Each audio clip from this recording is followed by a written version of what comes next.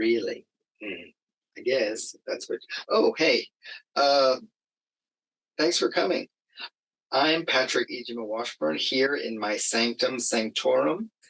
Very excited to bring to you a new series on the multi-genre manga master Matsumoto Leiji. This guy. Right here on Gaijinguy. So, welcome back to Gaijinguy. Today, I'm very excited to announce a new series on Gaijinguy focusing on Matsumoto Leiji, creator of many seminal anime and manga classics. We're going to start with his debut here, Honeybee Adventures, Mitsubachi no Bouken, by Matsumoto Akira, his original name. I've touched on his career and his biography in another video, so please check that out if you don't know much about the man and his works. So we're just going to dive right in. Right from the get-go, you can notice some interesting things about this work. This is a copy, a reprint of his debut work, which I believe it debuted when he was 16, but he was 14 when he made it. And it says long form comic story. And it's Mitsubachi no Bouken Honeybee Adventures. You can see he's already starting to play with how he draws space. You know, you can see the mostly blue with the black kind of faded in a watercolor style. His stars and moons probably much different, but look at that. There's no stars where the rest of the moon is, you know, scientifically accurate, basically. But you can see still a very strong Tezuka-like influence in his character design, but still he's doing some interesting stuff here with the close-ups of the flora.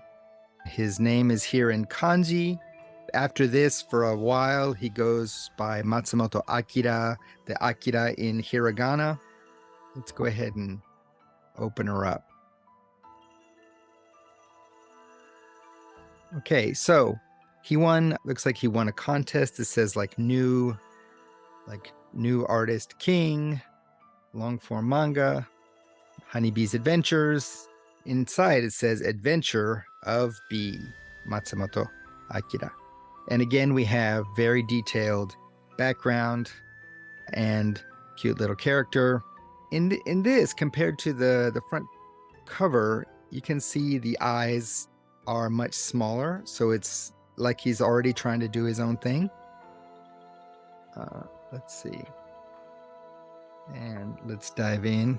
I'm going to put on my glasses. So our story begins in, of course, a bee's nest. It's got a guard, so you already feel there is some kind of element of danger. You do have his kind of interiors, which he carries on with this theme for the rest of his life, this kind of insect-inspired interiors and insect-inspired character design. Got the arches, you know. So our story, we have a bee. His name is Honey, and he is sent on his very first mission to collect, guess what?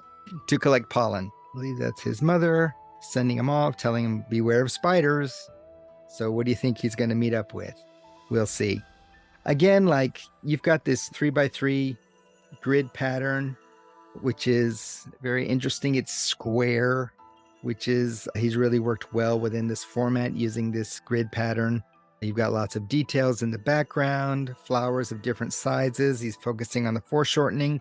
Early manga artists, that's one thing that they tend to avoid, is they avoid doing backgrounds, or they try to simplify backgrounds. But Matsumoto is not afraid to tackle that. He was a very talented draftsman from a super young age. We've already got some action. Honey's flying off. to take care of his mission. He meets Butterfly, says, good luck and everything. You can see he's got his sword to protect himself. That's going to be important. He already starts looking for flowers, and then different bugs are like, hey man, this is my flower. Get off my flower. So he says, oh, you want to fight with me? Then draw your sword. He's already got this very like, I'm a hero's hero. I've got a sword. And then the guy goes, sword? But well, never mind. I don't have a sword, so I'll give you my flower. He's like, no, that's okay. I'm gonna find another flower. He's like, whew, that guy was a little bit scary.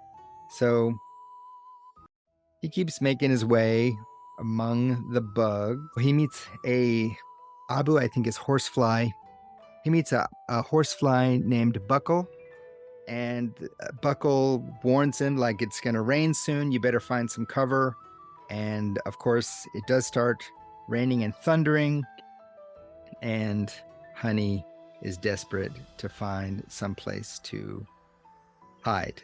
And this very alien-like flower, again, this is a motif we're going to see in his future works.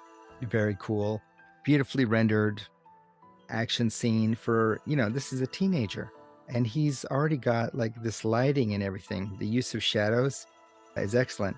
And as it's still raining, but we get a new blustery character. Oh, he's great.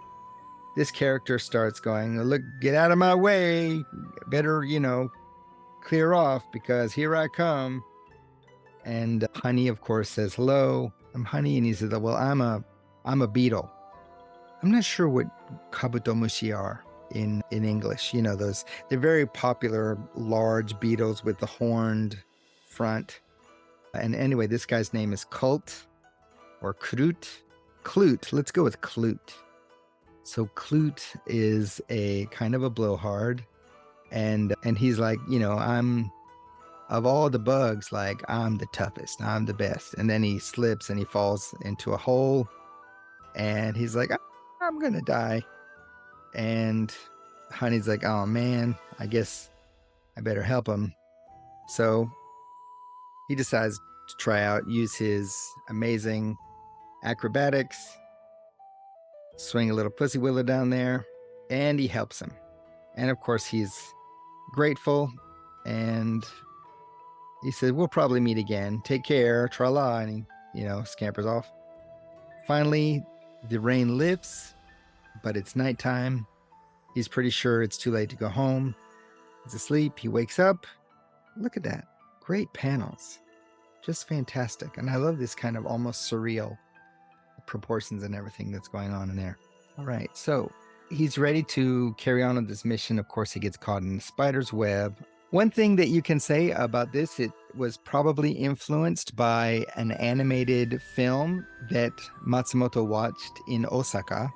And guess who was in the same theater with him? Just by coincidence, because it was like this one showing of this animated film about bugs. And of course, who else loves bugs? Tezuka. Tezuka-sama was apparently in the same theater, something that they found out later. So he's caught by this scary female older lady type of spider character, and she's not going to let him go, and she's going to eat him up later, and so she wraps him up and stuff. This kind of femme fatale is, she's got the lips, so you can tell that she's supposed to be a feminine character using her feminine spider wiles.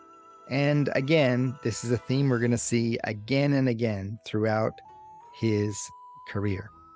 But then who does he see but Klute? And here comes Klute. It's me, Klute. I'm making my way through. And Klute, of course, pays back the favor and helps our friend Honey, gets him out. And Klute, kind of mean, calls her an old lady, calls her Baba. He's like, don't mess with my friends. And he shows her what's what. They don't kill her, but she's kind of laughing at her predicament that she's the one being tied up. So anyway, they're off, and Honey is ready to continue on his mission when he finds a hornet's nest. And you can see again, kind of a militarized presence. Again, the imposing arches, this time even a little bit more imposing and less organic. Well, more organic and less smooth than the honeybee nest arches. And suddenly a dark figure shows up from behind, and then boom, Shanka. See what happens. He wakes up, he's caught, he's captured by the hornets, but he finds a way, a hole in the wall, to escape, and he listens to the queen's plan to attack his own home. So he sees a sleeping guard. Every time there's a prison break, you got to have at least one sleeping guard, am I right? And he decides to rush back home to tell everybody what's going on. Look at that rushing. Look at those clouds. Action scene. So anyway, he makes it back only to be stopped by the guards. But then he tells the guard of the Hornets' plan, and they come up with a way to, well, they prepare for the attack. And so you can see this again, the theme of war is never far from Matsumoto's mind. You know, it's his father was a test pilot during World War II, and his father had to send just tons and tons of kids to their deaths. And it's something that his father kind of never fully processed, like the things that he did for duty. And so it's something that he kind of left as a legacy to his sons, this kind of complicated view. Of course, they idolized their father, and they idolized the mechanics. You know, Matsumoto loves the mechanical. His brother became an engineer. He drew tons and tons and tons of very detailed mechanical ships and machines and weapons of war. But the theme that runs throughout his comics is sometimes you have to fight for what you believe in, but all in all, war is not a good thing. That seems to be a very common theme throughout his work. So he's got this kind of complicated view of war. Okay, so the queen. So here's our first beautiful, taller, more sophisticated looking with the eyelashes and everything, female character, which he will continue to include in many of his works.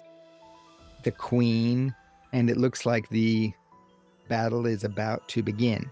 So the hornets begin their attack, but luckily the honeybees are somewhat ready. Of course, Honey himself, being an expert swords kid, comes to help fight. It looks like the hornets are much bigger than the honeybees, but with numbers and just the fact of being prepared, and that the enemies were expecting an easy win, kind of works in their favor, and they repel the forces. The enemy queen is so upset, but orders the retreat, and they retreat.